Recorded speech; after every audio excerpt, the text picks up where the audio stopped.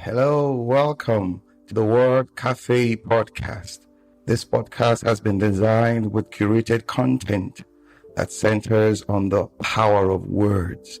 Can we really do anything without speaking? Can we really do anything without the agency of words? Yes, that is what this podcast is all about. And I am your host, Amakri Isobwe, your neighborhood word trader. I believe in the power of words, for it is the unit of creation. I trade in words to profit my world.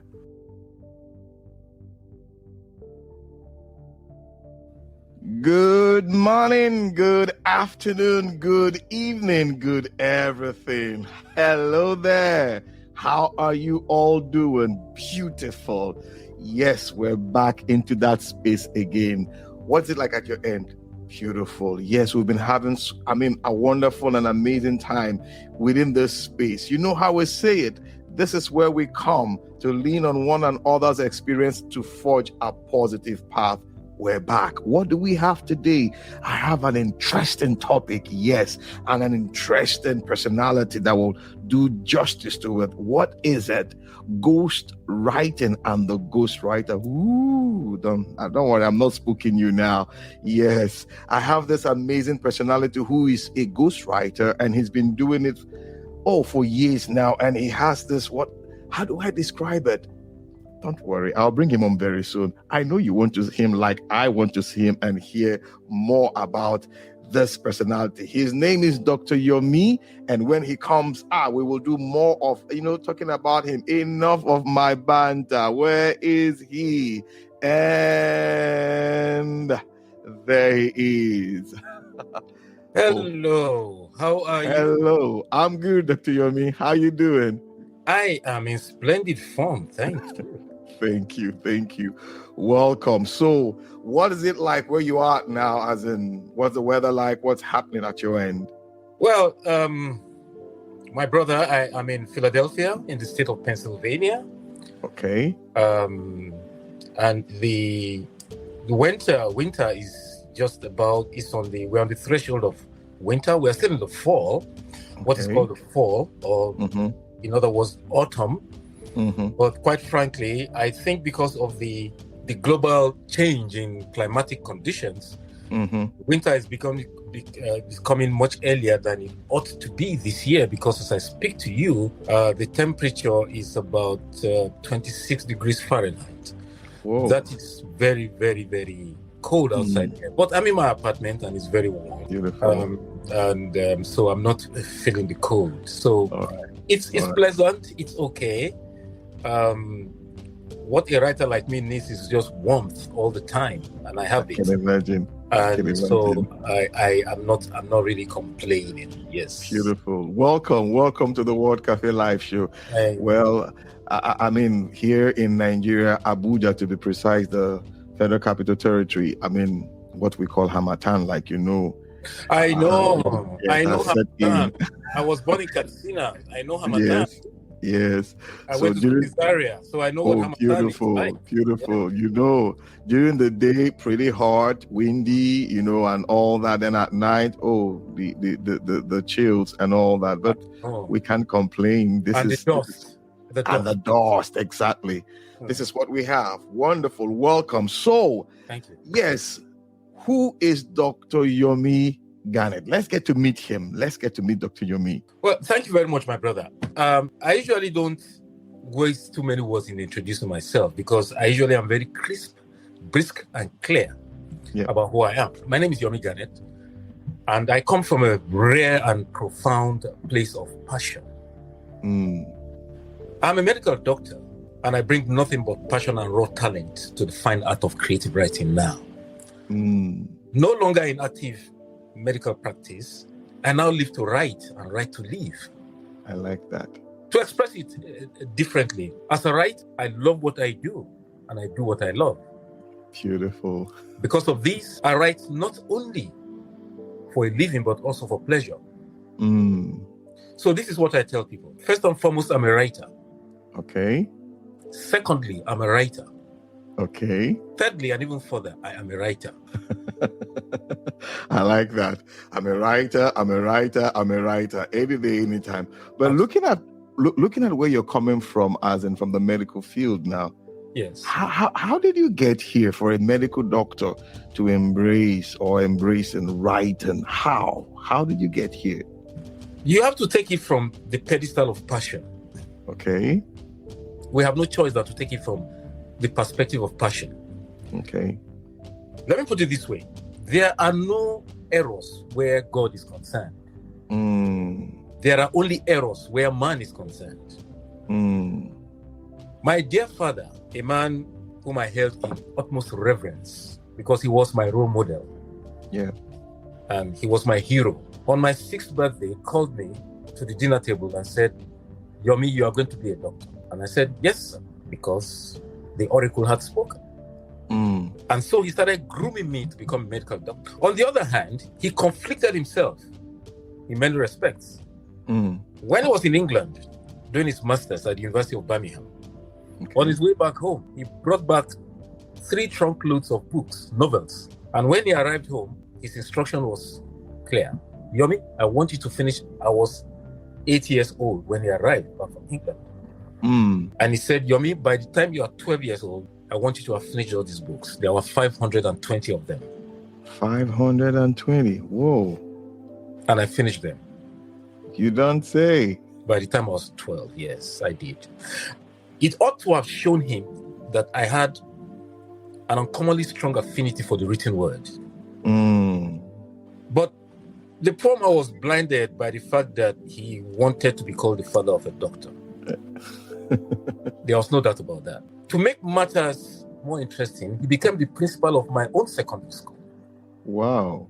Therefore, he was able to supervise me very well. He actually placed me in the care of the head boys of the school. School. He'll call them and say, am I a good principal to you? They'll say, yes. This is my son. I want you to become a second father to him. Make sure that he does his assignments. He does everything he's supposed to do because he is going to be a doctor. He was so proud of me. When I finished my secondary school, he sent me straight to Oxford. He said, no way, not in Nigeria. You are going to do everything you're going to do at the best place in the world. And I went to Oxford for my A-levels and my pre-medicals. And I must have been around 16, 17 when my A-level chemistry teacher looked at me one day and said, who said that you should read medicine? My father. He said, you don't have a scientific brain. You're more of a writer. You are a writer because when you write your essays in chemistry, I have to remind myself that I'm not marking literature. And I'll tell you something, I'm so biased that sometimes I give you a grade higher than what you're supposed to earn. Because of the way you are telling the story. You are a writer. And I'll tell you something, even if you become a professor of neurosurgery, you are going to go back to writing one way or the other because it's in you. At your age, 17, I must say I have never, ever, and I have read Shakespeare, I've read everything, I've never quite met anyone who can manipulate the English language the way you can. I was 17 then. Beautiful. Anyway, over the years, I did read the medicine. I did the first part of it at Oxford. I finished the later part at the University of Benin, Uniben. Because my father could no longer afford the very expensive fees. Tuition there. Yeah, tuition in England. Graduated, practiced. Along the line, my father became the king of my place. And he still remained very proud. Because he used to tell people, your king is the father of a doctor.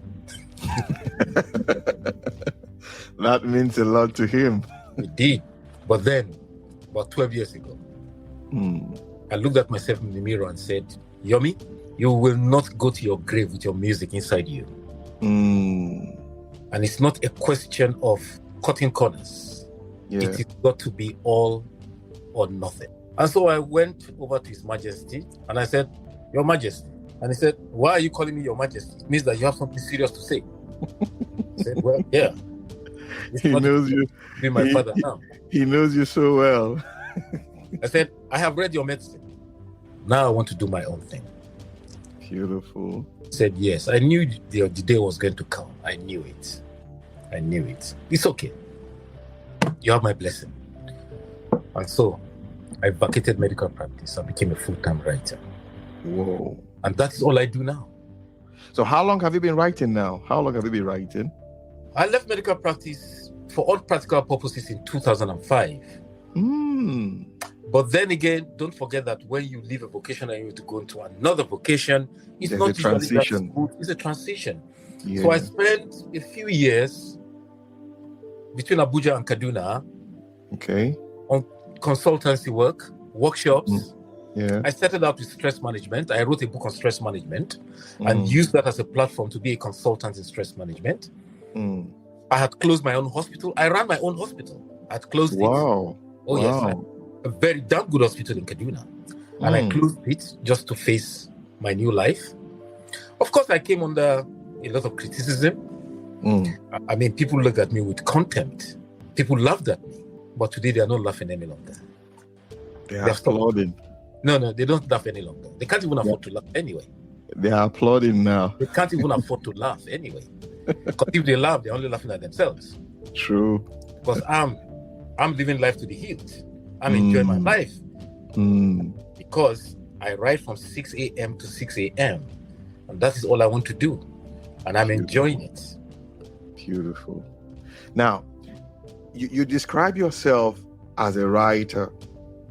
I read your work, as in I follow you closely. Your soul conditioning, the way you caption your, what I call them, your capsules. Let me describe them that way. That you give out. Those are little snippets here and there. Yes, your peels. Those are little snippets, which I know is a fall off of the very mighty things you're doing out there. But you describe yourself as a ghost writer.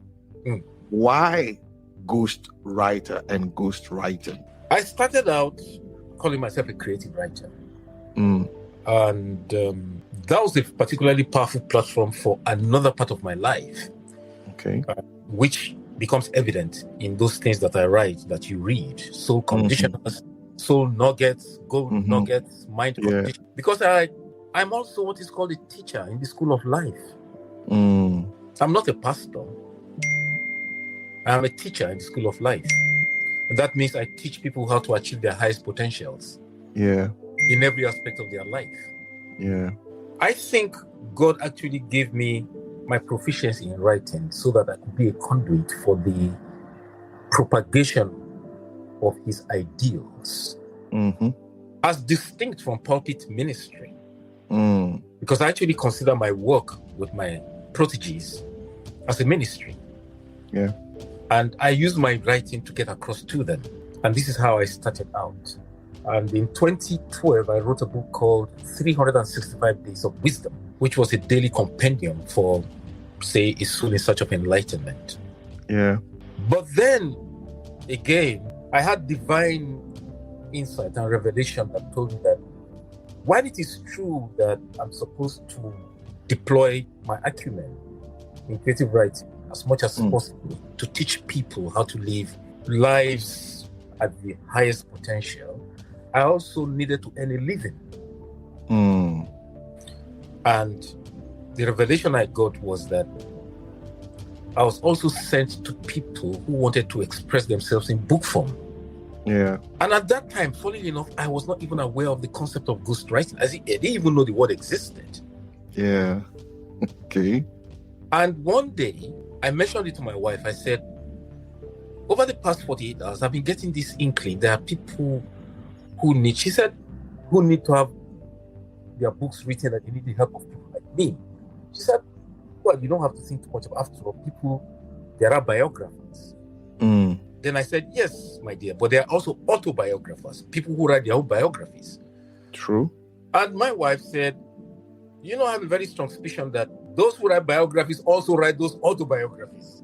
I said, that may be, you've been making a lot of. She said, why don't we Google and see whether there's any such thing? And then we played around with Googling to see exactly what was available there and came across the word ghostwriting. And she said, ghostwriting, have you heard of the word ghostwriting before? I said, no. She said, I think we better Google it very well. I Googled it and discovered that ghostwriting is a massive industry in the United States. And in the UK, and in France, and in Germany. And I said, wow, Now, this is interesting. That means there must be ghostwriting in Nigeria. Mm. And of course, I discovered there was ghostwriting in Nigeria. And a very good friend of mine, he died a week to his 50th birthday in 2016. Oh, what a shame. He was actually Abuja's most prominent MC. What's the name? His name was Collins Adeyemi. I think I know that name. He was very popular in Abuja. He was, he emceed so many events, both for the federal government, the National Assembly, private individuals. And I told him, I said, listen, my friend, I think it's time for you to take yourself a little bit above the fray. Stop calling yourself master of ceremonies. Start calling yourself director of ceremonies. Mm. And again, that is that part of me that you mentioned. I have an incredible knack for coming up with titles for anything. Anything. I mean, as part of my work here in the United States, people actually commission me to title their books only. Only? That's good. Invariably, what will happen is that before they heard about me, they'd written their manuscript. And then they look at me and say, what about my title? Is it good enough? And I said, no, I don't like it. He said, can I commission you to design a title for me? I said, no problem. And so I gave him that title, Director of Ceremonies. Then he looked at me and said, well, if you can give me a title, why don't you just go ahead and write a book on my life as Director of Ceremonies? And he became my first ghostwriting client. Whoa, that was your first assignment. Absolutely. I wrote, beautiful. It was beautiful. It was his professional biography. Oh. And we launched it at the Transcorp Hilton at a beautiful and iconic event. Mm. So I went back to Kaduna where I was based after all that. Barely 2 months after that, I just got a phone call from an unknown number. And the person says, hey, is this Dr. Yomi Garnett? I said, yes. He said, this person I'm talking about, his name was, oh my God, we called him Big Mike. Okay. He was the district governor of Rotary for Nigeria at a point. And he was a governorship candidate of the Labour Party in Kwara State. And he died in New York just about 6 months ago. Oh, what a pity. I'm sure if I get the surname, you'll know the name. Dr. Mike Omotosho. Oh, yes. Yes. Mike Omotosho, you know the name? I do. Urbane, sophisticated fellow. He died very young. He must have been just about 53. Oh. And he said, I want you in Abuja like yesterday because I have 2 books I want to write very quickly. And he became my second client. Beautiful. And a series of events succeeded themselves rather rapidly. And 3 years later, I found myself in the United States at the beginning of a most remarkable and glorious career. Beautiful. Because between 2016 that I arrived in the United States and now, 6 years, I have written 63 books for different clients. 63 books. It is a record. That is an ocean, if not 63. And when I say books, I mean books of 150 to 200, 250 pages. Beautiful. But then again, I write a book in an average of 45 to 60 days flat. That's good. But then again, that is also hardly surprising. I don't struggle with it. My life is a testimony to the fact that when you are living in purpose will live in you. When you're living in purpose will live in you. Will live in you. Amazing. Now, not to cut your flow, because looking at where you're coming from, the experience, the wealth of knowledge, the acumen you have amassed over this period, do you have any plan to institutionalize it in the way that you're passing it from one generation to the other, also giving birth to young ghostwriters and creative minds in that regard? Absolutely. Do you know the funny thing? Tell me. I've become so attuned with you that I'm so comfortable calling you my brother. But then again, there's a bit of formality in what we are doing. What am I supposed to call you? I can't continue to call you my brother. My name is Amakri. Amakri is away. Yes, but you can. I like people as in my close friends and all that. Just call me Amax for short. And marks, excellent, splendid. It's funny you should mention this because I am just on the verge of establishing the Ghana Center for Creative Writing. Beautiful. As a matter of fact, it's taking off on January the 2nd, 2023. The Ghana Center for Creative Writing is my way of giving back the enormous talent that God has given me so that humanity can benefit from it. Because it's not all about me. I don't see what God gave me as anything for my own ego gratification. I see it as a ministry. I see it as what God would like me to bequeath as a legacy to another generation. Beautiful. And I discovered that, especially on LinkedIn, which is my main social media platform, that there are hundreds of young Nigerians out there who have a passion for writing, but who did not necessarily have the kind of foundation that I had. I was very fortunate. By the time you have a 12-year-old who has read 500 books by the time he's 12, that is like opening that child onto that, yes. But mind you, there's absolutely no doubt that after all, my younger brother was given the same instruction. And he just couldn't, of course, he couldn't be bothered. So that goes to show you that I had it in me initially. And what my father did was simply just to galvanize it. Exactly. The books were like catalysts. And then what I did, when I had my own children, 2 of them, a boy and a girl, when the boy was 6 and the girl was 3, I just went out and bought them 200 books. I said, start reading. Because somebody has set the example for me. Yeah. And yes, I'm very proud of the 2 of them today. While the young man, who is older than the lady, is not into anything literal, he's more into music. Okay. He lives in Abuja, he's more into music. Okay. But his younger sister took after my literary bent, and she loves reading and likes writing.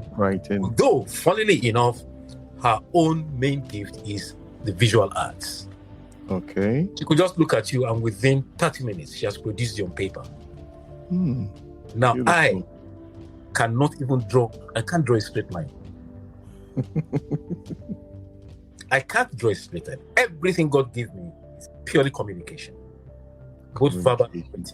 Yes. Beautiful. So I'm establishing the Ghana Center for Creative Writing. It's not directly focused on ghostwriting. Okay.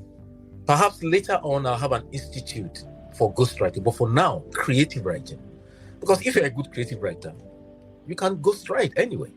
And I'm going to start that on January the 2nd.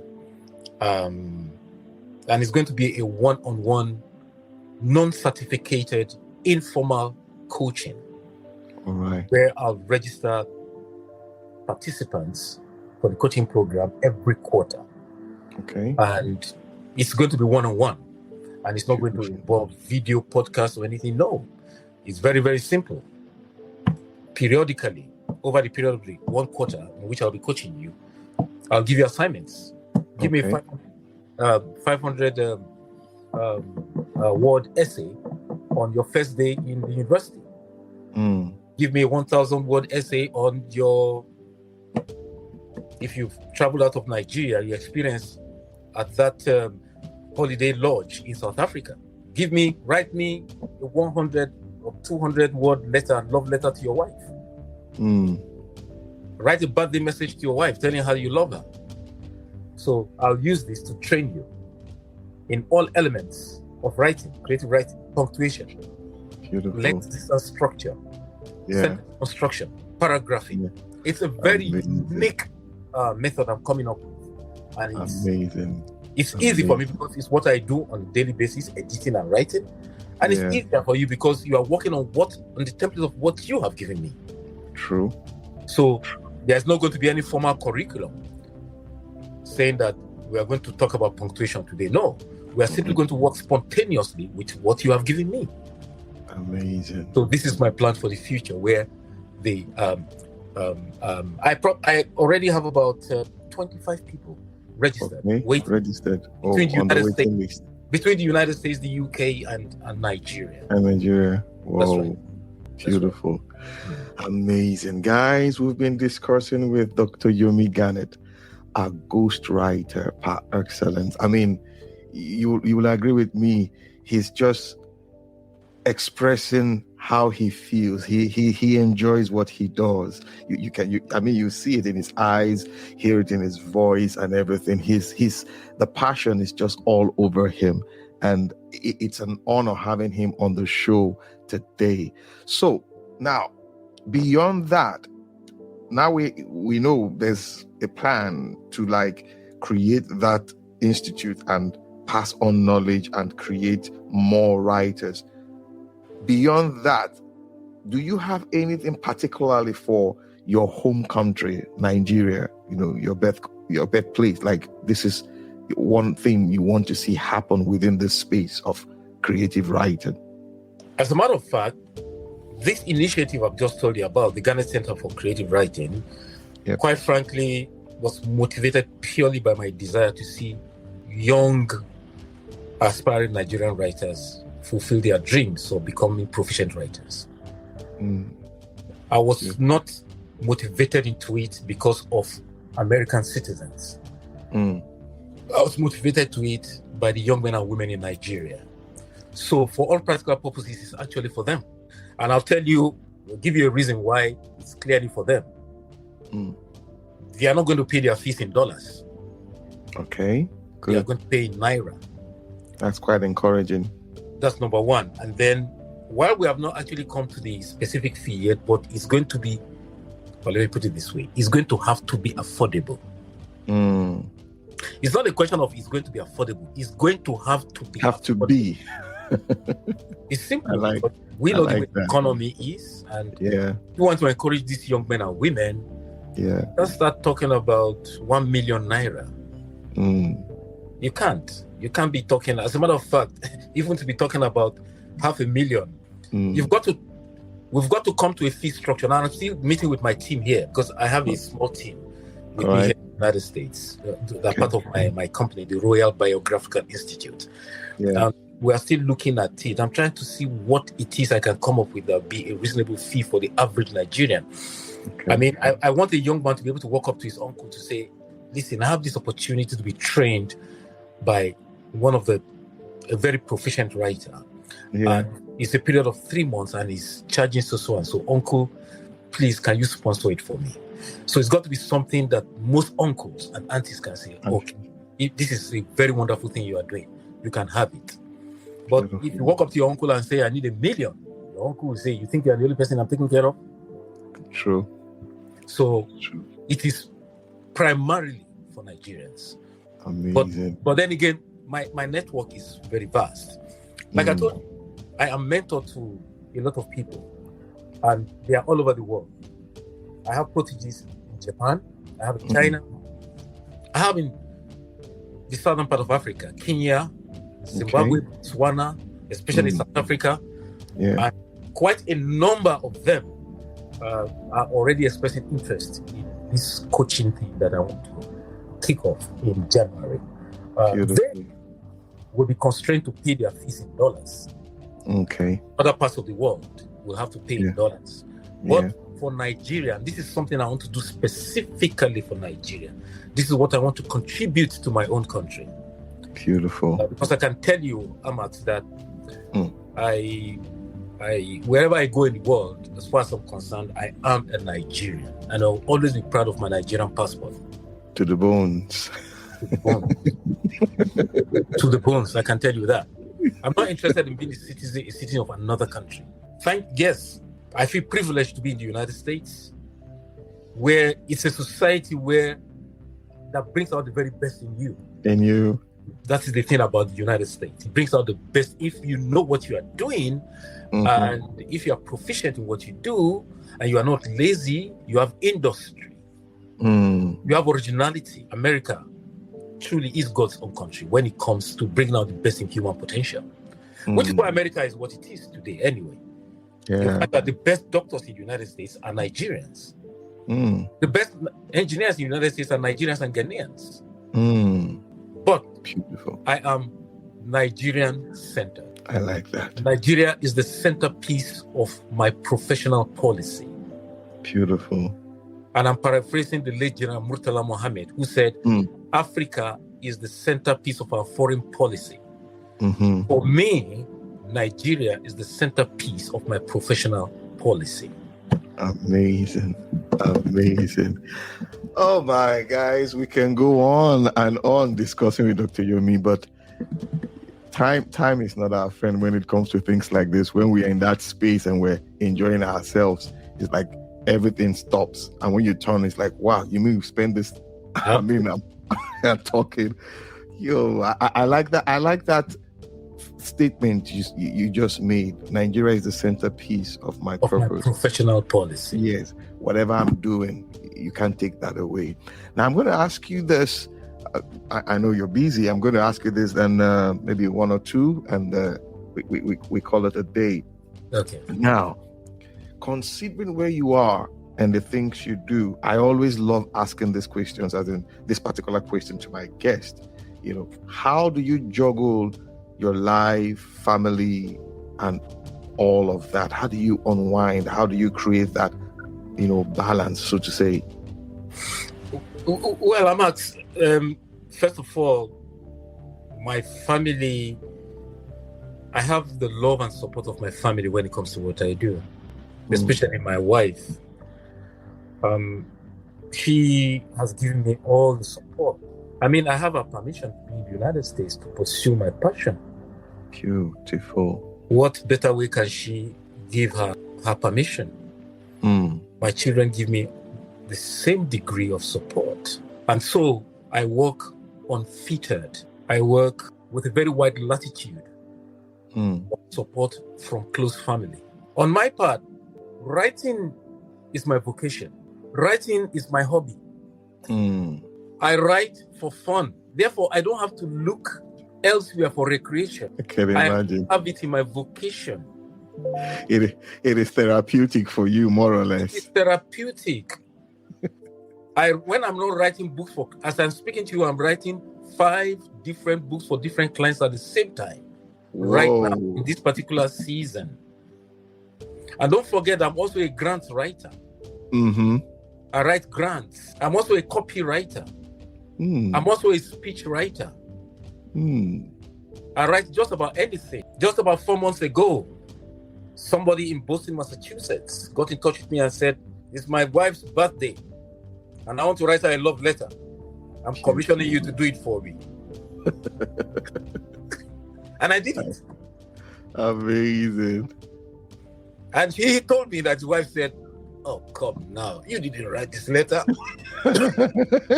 I know you. Who did it? And he said he had to confess to her that, oh my God, it's some guy in Philadelphia. Some Nigerian in Philadelphia. And she said, that's right. I need him too to do some writing for me. That's good. This is the beauty of what I do. Now, I write, I meditate. I meditate a lot. Because that allows me to go into my inner person. And these are the kind of things that I do for recreation. I don't watch movies. I don't even have a TV set in my apartment. I can afford a TV set naturally, but I can't afford the time to watch TV. You find it distracting? No. I've watched enough movies in my youth. No more movies for me. I don't watch movies. Now the thing is this. Recreation is not a big deal for me, and I'll just summarize it. Yeah. When you do that which you love and which you have passion for, you don't have to work a day any longer in your life. Therefore, when I'm at work, I'm already at play. My work is my recreation. My recreation is my work. So I don't have to look for excitement anywhere else. I have it with my writing. I like the way you sum your thoughts. It's like saying, this is where I find my rest. That's all. So where else do you want me to go? There's nothing else for me. Find my rest. I don't go to nothing else. I don't have to go to a nightclub for fun. I don't have to go and drink for fun. When I'm writing, I'm having fun. Why do I have to go out to look for fun again? Sometimes I don't leave my apartment, step out of my apartment in 15 days at a stretch. Oh my, guys, when you find your rest, work becomes play and play becomes work for you. That is what I just got there. Dr. Yomi, you just need to come back and for us to have this conversation again and again. I promise you I'll make myself available when you want me again. Thank you so much. People, our time is a friend when you know how to manipulate it to your advantage. We've been discussing with Dr. Yomi Garnett, our renowned world-class ghostwriter. I'm not saying this because he's standing or rather sitting right in front of me now. I'm telling you because I've been following him closely. His writings are not just provoking, they evoke something in me each time I see them, just like he has described there. There's this rest when I read his write-ups. There's this rest. And from that position, I get inspired and I begin to write. It's an honor having him here in this space to share with us. Wherever you are listening, hearing, there's an opportunity. You want to express yourself in that space creatively and all that. He has a program coming up. I'm going to allow him introduce his social media, should I say, points, where to catch him, where to see him, where to follow him. Dr. Yomi, please go ahead. Well, before I do that, Amax, I'm going to preempt you and do something for you. Thank you. I'm not going to give you the burden of having to run after me for another episode. I'm going to present myself for another episode. Amazing. This is the reason. There's something that we still have. I know you still want us to talk about, but time is a constraint. Yes. And that's that you want me to talk. You want to ask me the question, who is a ghostwriter? Yes. What does a ghostwriter do? Yes. What is the process of ghostwriting? Exactly. My friend Amax, let us consider this episode 1. Okay. We'll have an episode 2 where we're going to talk about ghostwriting itself. That is, beautiful. If you deem it necessary. I deem it necessary. Then I avail you of my time when you are ready. Wonderful. Let's say sometime in January or anything. Okay. That works. Good. So my social media handles. I have only one. LinkedIn. I used to be on Facebook, but Facebook became a bit too distracting for my liking. And so I left Facebook. I'm also on WhatsApp. And I'll tell you what, WhatsApp, like you very well know, is more of communication. Yeah. Because it's personal interface or group individual interface. Yeah. But I have a message that I sent to 525 people all over the world, and I've been doing that every day consistently for the past 2 years. I tend to continue with it. I do receive it. You receive it. Yeah. So I am willing to give your audience the latitude of joining me on that. And that is WhatsApp. And the number is +1 215. That's the Philadelphia. 1 is the United States code. Okay. 215 is the Philadelphia code. 936 1229. I repeat, +1 215 936 1229. And I'm on it as Dr. Yomi Garnett, or sometimes Abayomi Garnett. Beautiful. And I'm on LinkedIn as Dr. Yomi Garnett. Right. I'm going to add it to my show note so that my audience would pick it up from there and more or less get in touch and begin to receive those soul nuggets and soul conditioners. Beautiful. I'm so grateful for this opportunity. So guys, you heard him. We are going to have a part 2 to this discussion sometime in 2023, where we're going to sit down and look at ghostwriting in its entirety.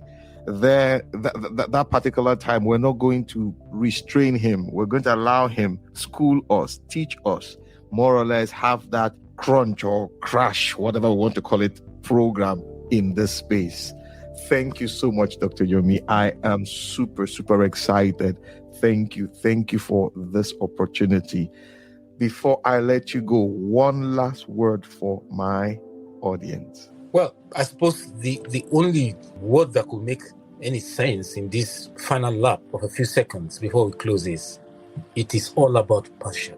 All else is ineffectual commentary. It is all about passion. Passion. Aliko Dangote is the wealthiest black man on earth because he has a passion for making money. Mr. Tony Elumelu is the chairman of the bank with the biggest asset base on the African continent because he has a passion for entrepreneurship. Professor Wole Soyinka is one of only 2 African Nobel laureates because he has a passion for creative writing and comparative languages. Yeah. General Ibrahim Babangida had a passion for power, and power came to him because he sought it and he got it. He had a passion for power. There's no doubt about that. Yeah. It's an entirely different thing. What you think of power, that's different. Totally. It's just like me, I'm a writer. Am I using my writer for good or not for good? That is an entirely different thing. You will discover that everything that makes the world go round is all about passion. Lionel Richie, Diana Ross, Whitney Houston, King Sunny Ade, Ebenezer Obey, Fela Anikulapo Kuti, Davido, Burna Boy, whatever they call him. Yeah, the Burna Boy. Chris Daniel, Dr. Cosmos Maduka, Coscaris Motors. It is all about passion. Muhammad Ali, Pele, the most successful people in the world have a passion for what they do. And it's not all about money. But guess what? The money inexorably comes. Because when you give that for which you are created to the world has no choice than to compensate you. And handsomely for that matter. True. The only thing is, there is no overnight success. True. The myth of overnight success is nothing but a myth. Denzel Washington, you know the name, I'm sure.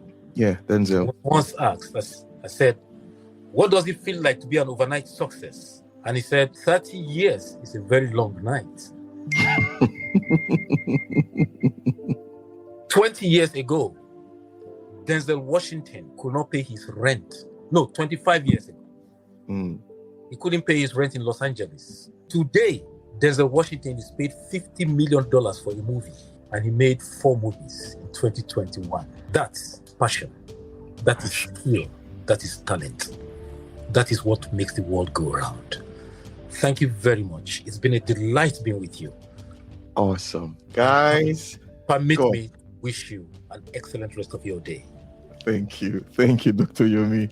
Amazing. I like that closing remark there, as in the closing words, passion. You know, the minute you said passion, what came to my mind was that scripture, the zeal of the house of the Lord has consumed me. And when you look at that word zeal, it's passion. That is passion driving me and all that. Beautiful. We are so grateful you took out this time to, do this with us. Guys, you know how we do it on the show. This is the space where we come to lean on one another's experience, to forge a positive path. It has been an amazing time, but we have to go now. And you know how we do it on the show. Bye for now. Dr. Yomi? Thank you so much. Thank you. Bless you.